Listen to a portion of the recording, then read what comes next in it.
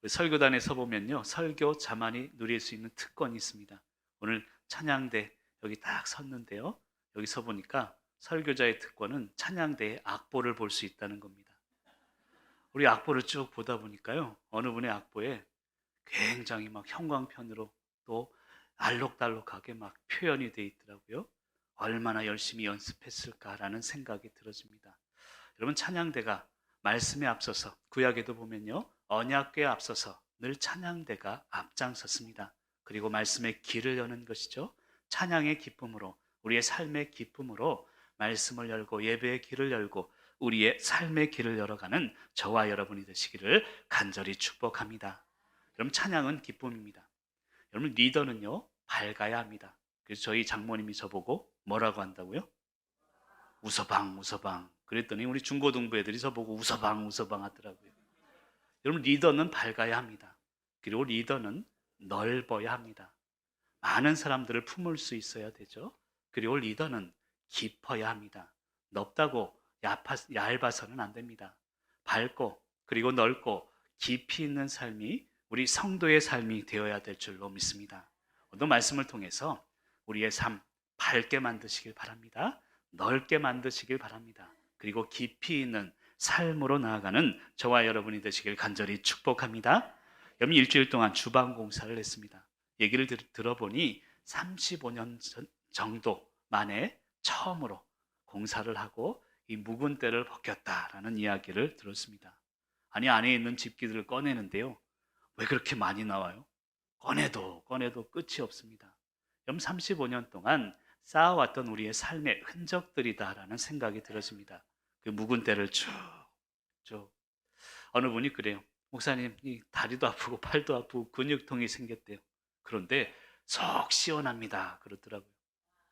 여러분, 우리의 영적인 부분, 우리의 삶에 그리고 영적인 부분에 묵혀 있었던 때, 영적인 때들을 오늘 말씀으로 속 시원하게 늘 씻어내는 시간이 되시기를 간절히 축복합니다. 그게 말씀의 능력입니다.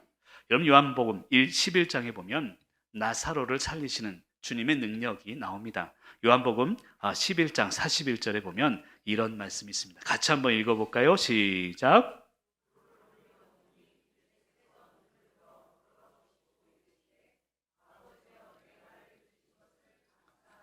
아멘. 우리 주님이 기도하신 기도의 내용인데요, 저는 오늘 말씀 11장 41절을 보면 좀 이상했어요. 왜냐하면 아직 나사로가 살아난 시점이 아닙니다. 그런데 예수님이 어떻게 기도하냐면, 아버지여, 내 말을 들으신 것을 감사합니다. 아니, 나사로가 아직 살아나지도 않았는데요, 내 기도에 응답해 주신 것을 감사합니다. 여러분, 여기서 우리 주님의 마음, 아니 기도의 순서를 우리가 느낄 수 있습니다. 우리의 기도는요, 응답되어서 감사한 게 기도가 아닙니다. 감사하니 응답되는 것입니다. 그것을 주님은 우리에게 보여주고 있습니다. 여러분, 기도하러 오신 분들 보면요, 새벽 예배 때도 그렇습니다. 기도 보따리가 있는 것 같아요. 그래서 주여 주여 하면서 이제 자녀들 기도 제목, 그리고 건강의 기도 제목, 사업의 기도 제목, 기도 보따리를 딱 풀어놓습니다. 걱정이 가득했던 아직 풀리지 않는 문제들이 있는 것이죠. 그리고 집에 돌아갈 때 다시 싸서 가는 것 같아요. 여러분, 하나님께 내려놓았으면 그냥 놓고 가시기를 바랍니다. 그리고 아까도 얘기했지만 감사를 싸서 가시길 바랍니다. 여러분, 기도 응답돼서 감사한 게 아닙니다. 감사하면 기도 응답이 되는 것입니다. 오늘 리서치 기관에서 나이 들어서 우리 사람들에게 필요한 것을 조사했대요. 근데 남자분들은 무엇이 가장 필요한가 했더니 첫 번째는 경제력이랍니다. 남자들이 좀 돈이 있어야 사람들에게 밥도 사고 그렇게 살아갈 수 있겠죠. 두 번째, 남자들에게 필요한 것이 친구라고 합니다. 그러니까 친구가 있어야 함께 어디 운동도 가고 나들이도 갈 수 있는 것이죠. 세 번째는 중요한 아내라고 합니다. 아내가 없으면 우리 남자들은 나이 들어서 살아갈 수가 없다라는 생각이 들어집니다. 그렇다면 여자분들은 어떨까요? 좀 비슷하긴 한데 순서가 좀 바뀌어 있습니다. 여자분들에게 첫 번째 필요한 것은 친구래요. 수다를 떨어야 된대요. 그리고 두 번째는 마찬가지로 경제력입니다. 돈이 있어야 그래도 커피도 마시고 어느 정도는 있어야 되지 않나. 여자분들의 판단이죠. 그럼 세 번째는 뭘까요? 우리 남자들 답이 남편이면 좋겠는데 없음입니다. 없음. 저는 그 리서치 결과를 보면서 참으로 우리 남자와 여자의 차이가 여기에 있구나. 그리고요, 중요한 것은 뭐냐면 지혜란 것은 서로에게 필요한 존재가 되는 것입니다. 나이가 들어도 늘 필요한 존재, 그게 되는 것이 관계가 지혜라는 것이죠. 사람과의 관계가 중요합니다. 더 나아가서는 하나님과의 관계, 이것이 진정한 지혜입니다.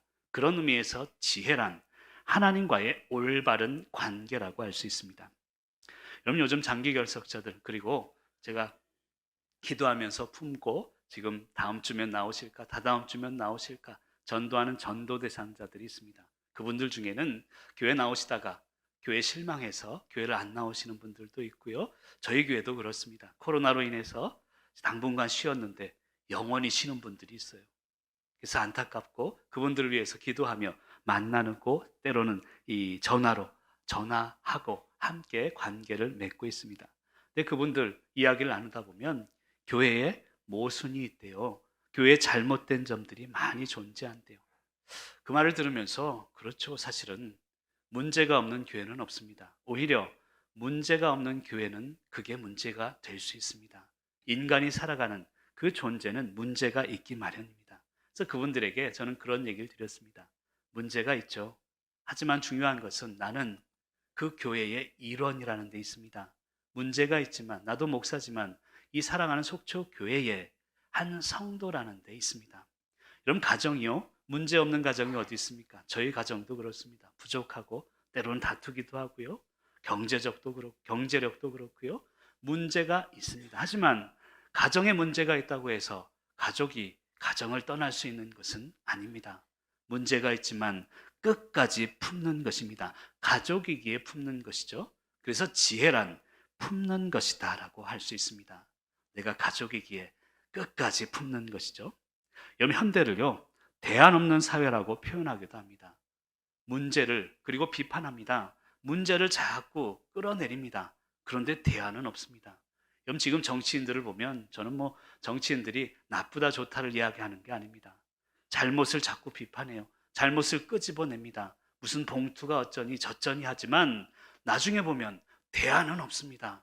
잘못과 비판만이 있을 뿐 대안 없는 사회를 우리는 살아가고 있다는 것입니다. 그런 의미에서 보면 지혜는 어떤 문제를 끄집어낸다는 것이기보다는 대안을 제시하는 것이 지혜라는 것입니다. 문제가 있기 때문에 그 문제 앞에서 하나 되어서 대안을 만들어가는 것이 지혜라는 것입니다. 또 지혜라는 것은요, 여러분, 교회를 통해서 알 수 있습니다. 교회의 열매는 사실은 교회 안에서 맺혀지는 게 아닙니다. 교회 안의 열매는 교회 밖에서 맺혀져야 올바른 교회가 될 수 있는 것입니다.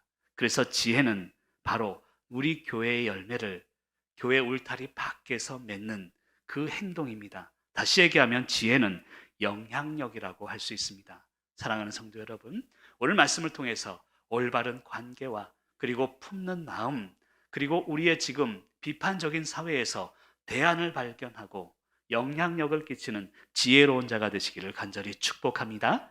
먼저 오늘 말씀은 이야기합니다. 지혜는 어떤 것인가 하면 다양한 관계가 있거든요. 그 다양한 관계 속에서 내가 무엇을 듣고 사는가, 그것이 지혜임을 설명합니다. 제가 첫 번째로 하면요, 화면을 보면서 한번 읽어주면 좋겠습니다. 첫 번째로,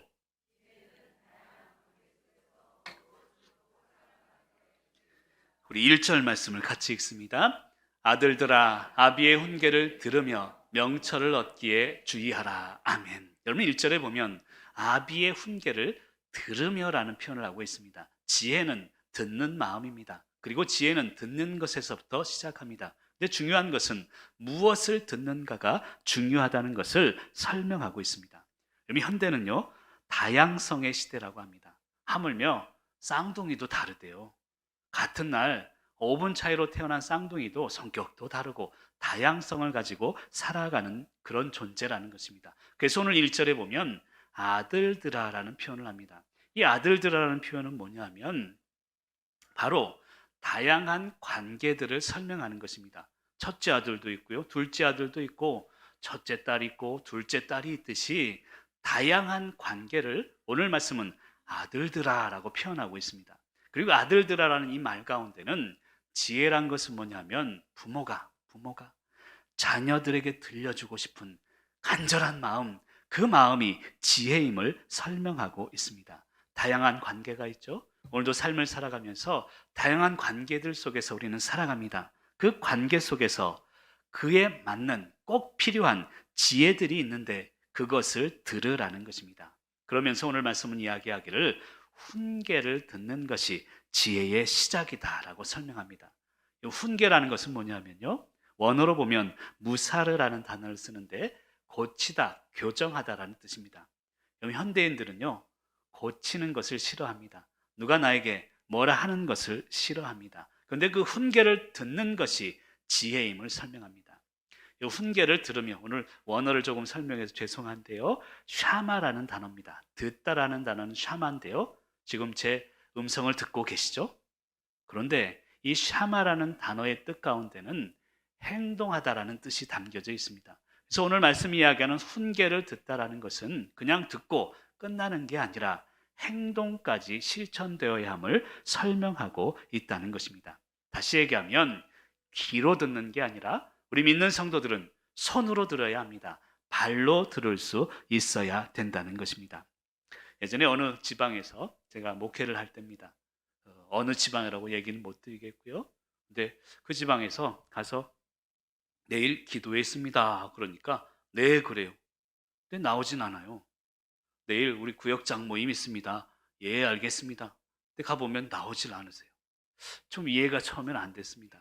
그래서 목사님들 모임에서 예라고 대답하는 나오진 않는다고 그랬더니 그 지방에 그런 양반들이 사는 그 지방인데요. 네라고 하는 게 나오겠다는 게 아니라 알겠습니다라는 뜻이래요.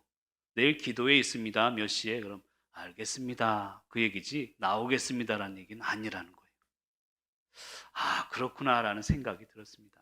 그런데 오늘 말씀 이야기하는 듣다라는 것은요. 알겠다의 개념이 아닙니다. 행동하겠다의 개념입니다. 훈계를 들으면 그것을 고치고 하나님 앞에 나아가는 것, 그것이 진정한 지혜임을 설명하고 있다는 것입니다. 여러분 2절에 보면요. 선한 도리라는 단어가 나옵니다. 선한 도리는 뭐냐면 결론적으로는 선물이 되는 삶을 의미합니다. 그럼 새벽 기도 때 새벽마다 나와서 건강 주십시오. 자녀들 축복 주시고 우리 물질도 사업도 잘 해결되게 해 주십시오. 결론적으로 보면 이것은 받기를 원하는 마음입니다. 그런데 선한 도리라는 것은 너의 삶이 오늘 하루가 선물이 되라라는 뜻입니다. 그게 진정한 선한 도리라는 것입니다. 나의 오늘은 누군가에게는 선물이 되어야 되는 것입니다. 앞뒤자 한번 인사할까요? 나는 당신에게 선물입니다. 한번 인사하겠습니다. 시작. 어이구 하면서 놀라는 분이 있으시네요. 여러분 선물이 되는 삶이 선한 도리임을 오늘 말씀은 이야기하고 있습니다. 근데 3절에 보면요. 또 이런 말씀이 있어요. 나도 내 아버지에게 아들이었고 내 어머니 보기에 유약한 외아들이었다. 이 말은 뭐냐면 지혜에 대해서 설명하는 구절입니다. 즉 지혜란 입장 바꿔 살아가는 것이다. 그것을 설명하고 있는 것입니다. 나도 그랬거든. 나도 이랬거든. 이 말은 우리의 삶의 지혜는 서로의 입장을 바꿔서 생각하고 입장을 바꿔 살아가는 것임을 설명하고 있다는 것입니다. 여러분 저는 목사지만 강요하지 않습니다. 그리고 여러분들은 성도지만 목사의 마음을 또한 입장 바꿔서 생각할 수 있어야 합니다. 나는 목사니까 무조건 나와야 돼. 헌금해야 돼. 주일 빠지면 저주받아. 이것은 좋은 목회가 아닙니다. 성도의 입장에서 얼마나 힘들까. 하지만 그럼에도 불구하고 예배의 자리를 지킬 수 있도록 기도하는 것이 목사의 마음입니다. 성도도 마찬가지입니다. 목사의 입장에서 얼마나 말씀을 준비하고 이 교회를 이끌어가는 게 힘들까. 그래서 기도해야지. 이런 입장 바꿔 생각하는 그것 자체가 지혜임을 오늘 말씀은 설명하고 있다는 것입니다. 그리고 4절에 보면요. 이런 말씀이 또 있어요. 4절의 말씀은 같이 한번 화면을 보면서 읽습니다. 시작.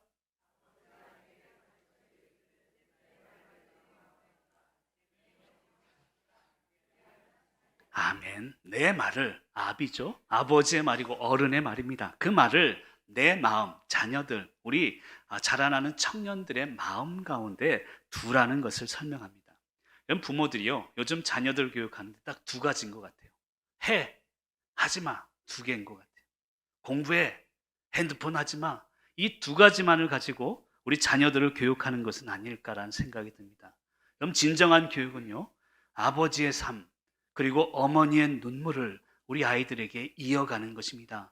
해, 하지 마. 이것이 아닙니다. 진정한 교육은 아버지의 말을, 어머니의 눈물을 그 자녀들의 마음에 둘 수 있도록 이어가는 것이 진정한 지혜임을 오늘 말씀은 설명합니다.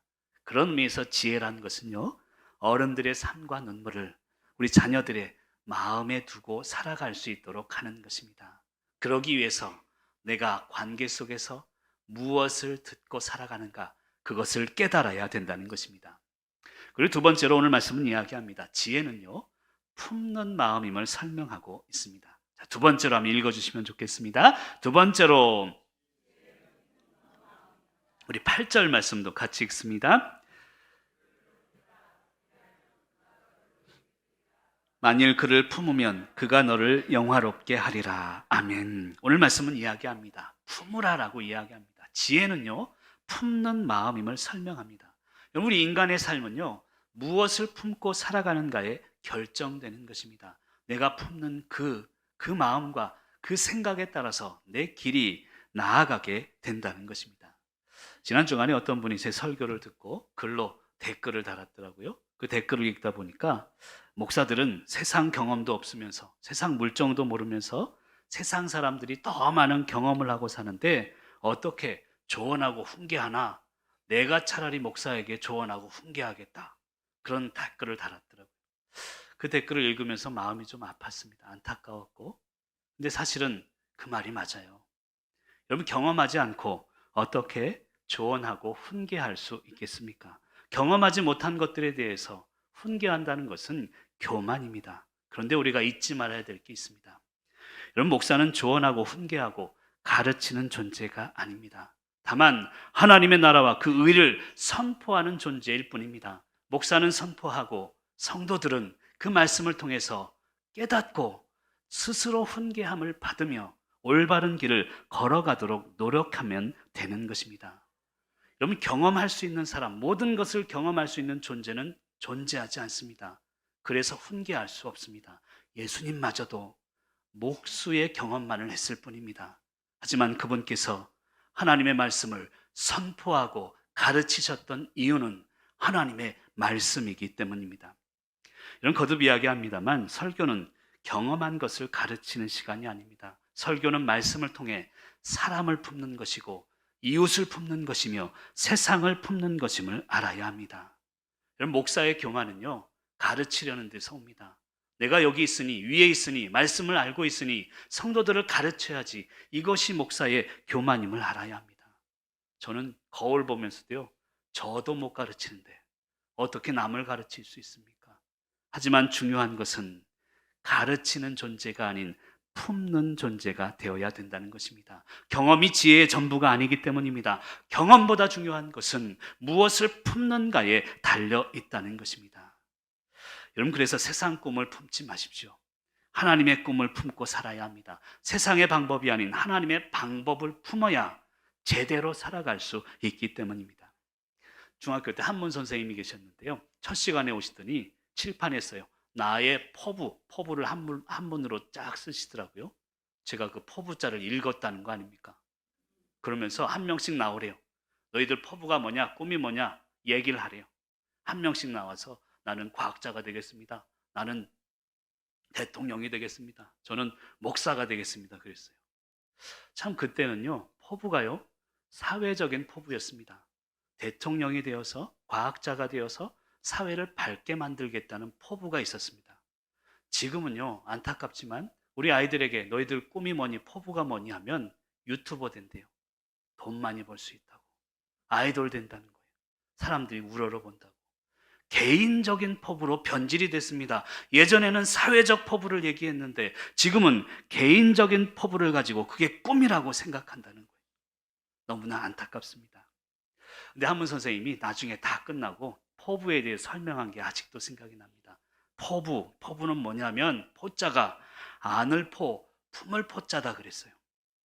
품을 포자입니다. 내가 꿈을 품었다면 그 다음 부자는 뭐냐면 짊어지다 부자라는 거예요. 여러분 꿈만 품어서는 안 됩니다. 내가 꿈을 품었다면 짊어져야 될 무언가가 있다는 것입니다. 희생해야 될 무언가가 있다는 것입니다. 그런데 우리는 꿈만 꾸면서 살아가니 그게 문제라는 것임을 우리는 깨달아야 합니다. 우리 아까 아이들 얘기를 했는데요. 왜 아이들의 포부가 예전에는 사회적인 포부였잖아요. 그래도 내가 과학자가 되어서 세상을 이롭게 하겠다는 그런 포부를 품고 아이들이 자랐습니다. 그게 여러분들의 세대 아닙니까? 근데 지금은 개인적인 포부를 품고 살아갑니다. 왜 이런 현상이 일어납니까? 어른들이 아이들을 품어주지 못하기 때문입니다. 여러분, 철없는 존재가 어른이 되는 방법은요, 또 다른 어른이 용납해주고 품어주고 그리고 아껴주면, 사랑해주면 어른이 되는 것입니다.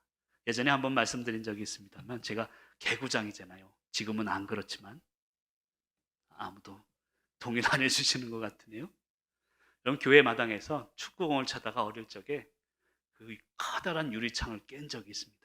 그때는 유리창이 왜 요즘처럼 강하지는 못했던 것 같아요. 그냥 툭 찼는데 그냥 쨍그랑하고 깨지는데 얼마나 무서운지 몰라요. 도망갈까 하는데 교회라서 도망도 못 가고 절이랐으면 도망갔을 텐데 교회 마당에서 이 잘못을 했으니까 도망도 못 가겠는 거예요. 아니 목사님이 저기서 나오는데 두벅두벅 저를 향해 걸어오는데 막 두려운 거예요. 목사님이 혼낼까 봐.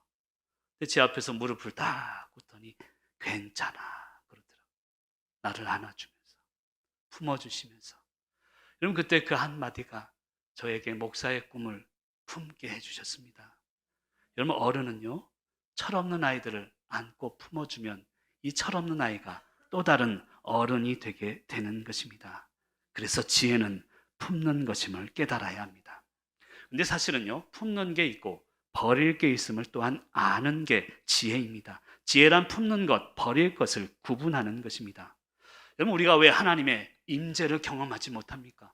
지금도 이 예배 가운데 하나님의 임재가 존재합니다. 우리의 삶의 공동체 속에서, 우리 삶의 가정 속에서 하나님의 임재는 늘 존재합니다.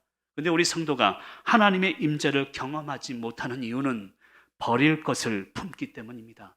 너무 낮은 가치를 품고 살아가기 때문입니다. 하찮은 것들에 만족하며 살기 때문입니다.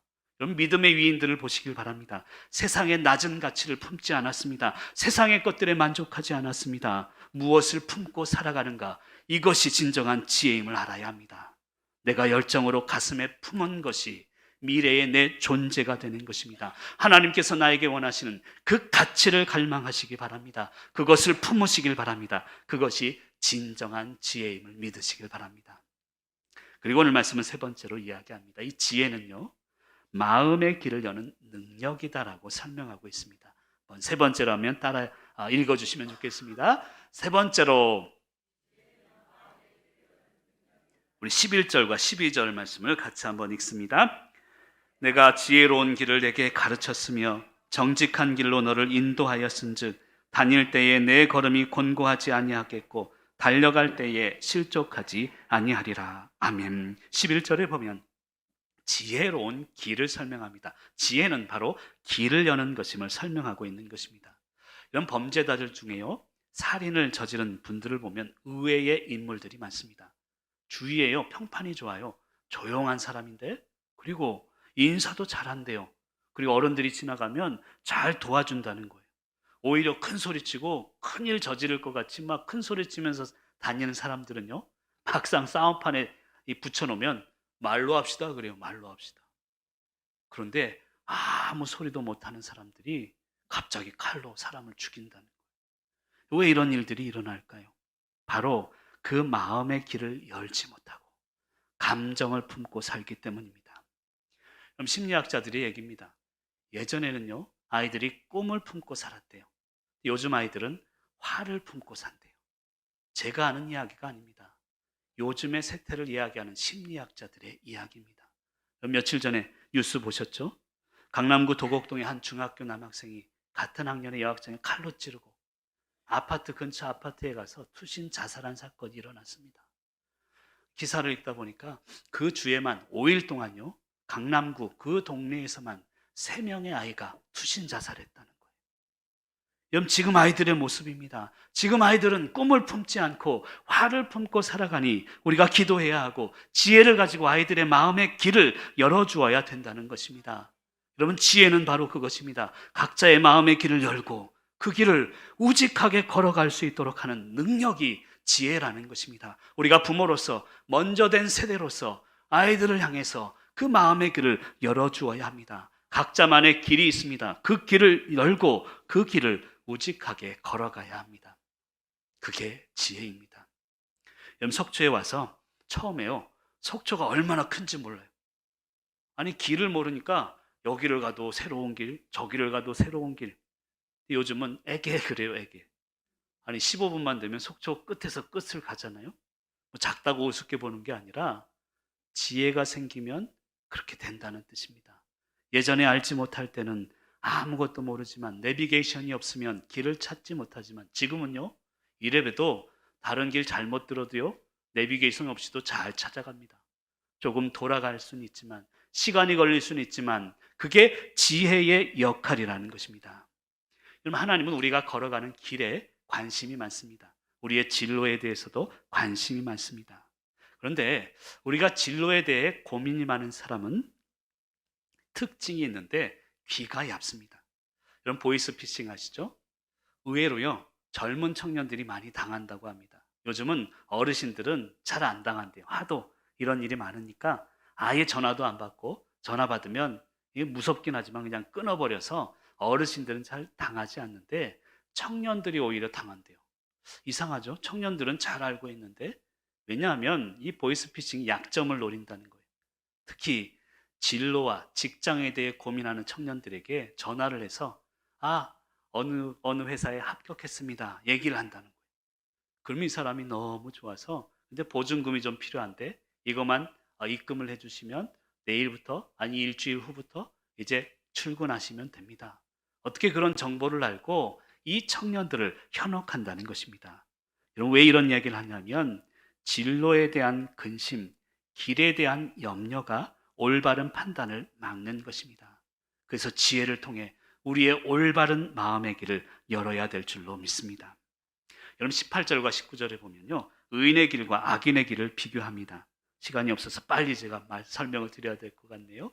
의인의 길은 뭐냐면 18절에 보면 돋는 햇살 같아서 한낮에 광명에 이른다라는 표현을 합니다. 의인의 길은 그렇다는 거예요. 돋는 햇살 같습니다. 지금 어두운 그런 어둠에서 이제 새벽녘에 햇살이 밝아옵니다. 이것은 신학적인 용어로는 회개를 의미합니다. 의인의 길은 돋는 햇살로 시작합니다. 회개로 시작합니다. 한낮이 됐습니다.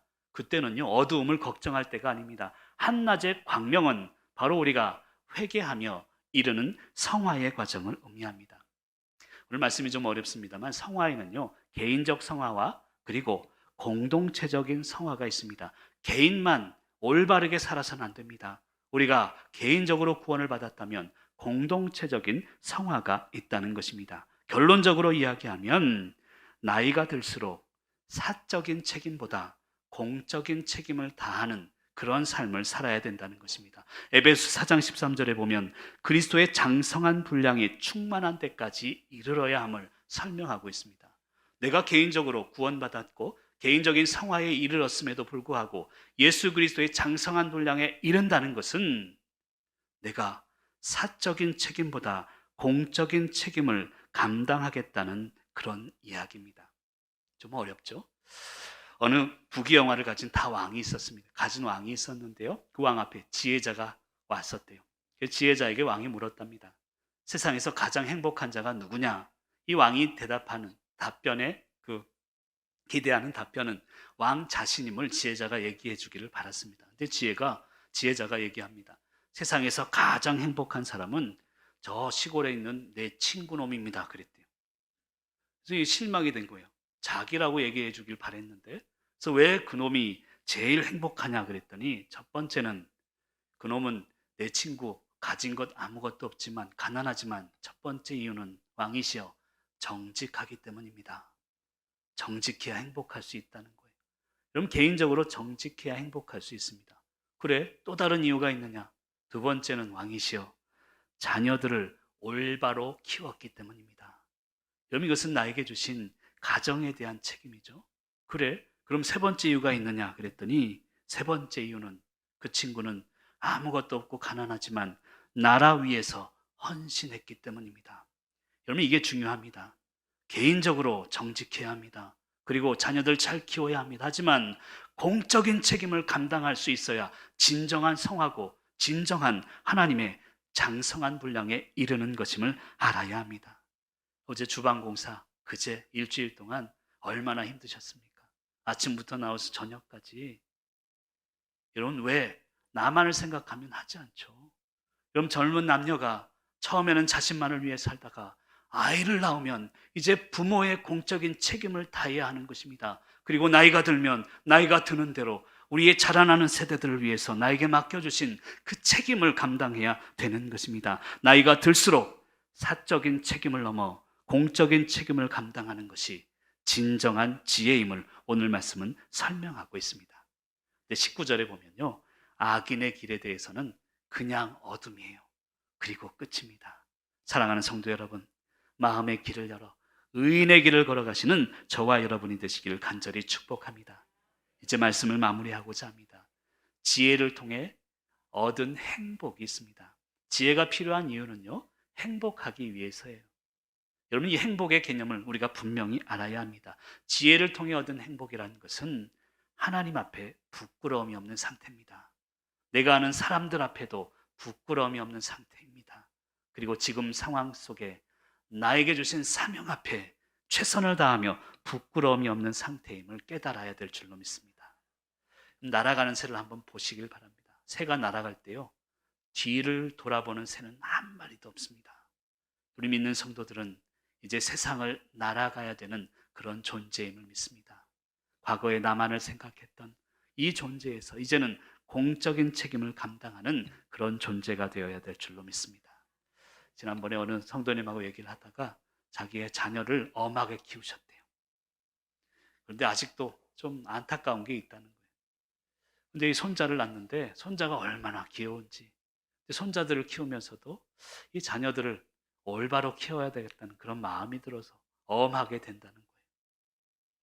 여러분 엄한 아버지는요 세월이 흐르면서 인자한 할아버지가 되어야 합니다.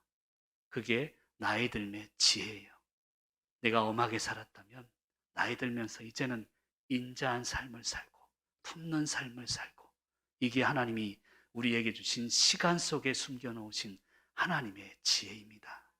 살아감의 지혜, 나이 들매 지혜, 그 지혜를 깨닫고 승리하시는 저와 여러분이 되시길 간절히 축복합니다.